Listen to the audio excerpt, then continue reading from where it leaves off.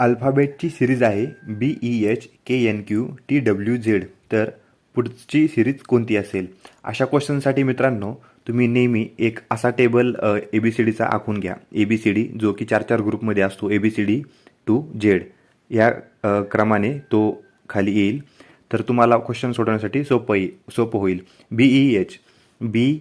BEH म्हणजे बघा 2 अंक यात सोडलेले आहेत त्यावेळेस येतो. H 2 अंक सोडले आहे. तसेच KNQ के नंतर 2 अंक सोडून N नंतर 2 अक्षर सोडून Q. तसेच आपल्याला TWZ सुद्धा त्याच पद्धतीने सोडवलेला आहे.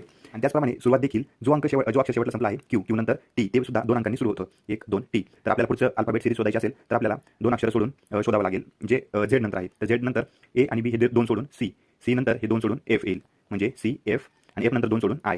तर हे उत्तर आपलं आहे CFI.